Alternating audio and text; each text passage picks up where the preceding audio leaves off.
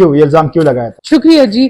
یہ الزام میں نے اس لیے لگایا تھا کہ ہمارے 3 سال ہونے کو ہیں اس اسمبلی میں، 2.5 سال 3 سال گزر چکے ہیں، اور اسمبلی کا جتنے بھی اسمبلی کا فلور ہے، یہ فلور جو ہے یہ عوام کے مسائل کے لیے ہے کہ عوام کے مسائل اس پہ ڈسکس کی جائے، اس کی ترقی کے لیے، اس کی آگے سے ہمارے صوبے کو آگے لے کے جائے، ان کے مسائل اس فلور کے اوپر ڈسکس کریں. یہ نہ کہ ایک ادارہ جو ہمارا فوج ہے، جو ہمارے لیے فوج ہمارا ساتھ دے رہی ہے، ہمارے لیے وہ فوج جو حفاظت کر رہی ہے، ہماری سرحدوں کے اوپر وہ بیٹھی ہوئی ہیں، دن رات ہمارے بچے ہمارے اور روزانہ وہ شہید ہو رہے ہیں، وہ ہماری حفاظت کے لیے بیٹھے ہیں. اور یہی پی ٹی آئی کی گورنمنٹ، پی ٹی آئی والے آتے ہیں اور اسی ادھر بیٹھ کے پھر فوج کے خلاف اس فلور کو استعمال کرتے. ایک دن میں اس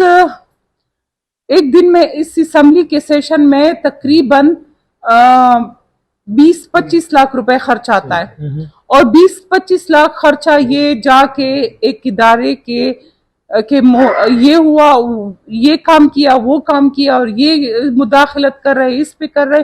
اگر فوج اپنی مسائلوں کے درمیان مداخلت نہیں کرے گی، یا اپنے صوبوں کی، اپنے سرحدوں کی، یا انٹرنل یا ایکسٹرنل اس کی حفاظت نہیں کرے گی تو کون کرے گا؟ آپ نے اتنا بڑا الزام لگایا، تو اس کے لیے آپ کے پاس کوئی ثبوت ہے؟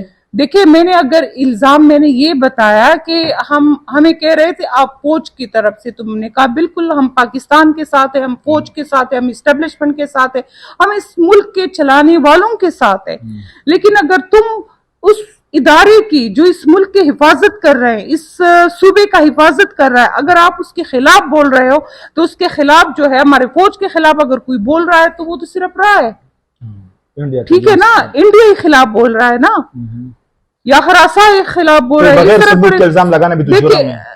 دیکھیں، میں نے بغیر ثبوت نہیں، میں نے کہا آپ جو بول رہے ہو، اگر آپ یہ کہہ رہے ہیں کہ میں فوج کی ساتھی ہوں تو میں مان رہی ہوں کہ میں ساتھی ہوں، لیکن آپ کیا راہ کے ساتھ ہو جو اس کے خلاف، فوج کے خلاف بول رہے ہو؟ یہ سوال کس نے آپ کو سکھایا تھا؟ خود کا؟ دیکھیں، وہ اس دن جو بیٹھے ہوئے تھے، اور آپ ذرا سپیچ نکالے ڈاکٹر امجد کی، جس طریقے سے وہ بول رہا تھا، غنی کا جو وہ الزامات لگا رہا تھا ہمارے فوج کے اوپر، تو میں نے اس کی الزامات کے بنا پہ یہ بات کی کہ اگر یہ الزام جو آپ لگا رہے ہیں ہمارے فوج کے، یہ الزام صرف راہ کا ایجنڈا ہو سکتا ہے، یہ ہمارے پاکستانیوں کا ایجنڈا نہیں ہے. میں نے اس سے پوچھا آپ لوگ پاکستانی ہو کہ نہیں ہو؟ اگر میں کسی مسلمان سے اس طرح پوچھوں کہ ہم اللہ تعالیٰ کو مانتے ہیں، ہم رسول اللہ صلی اللہ علیہ وسلم کو مانتے ہیں، تو اس طرح ان کے ماننے والے ہیں، مسلمان ہیں. لیکن یہ جس طریقے سے یہ بول رہے تھے تو یہ مجھے پاکستانی نہیں لگ رہے تھے.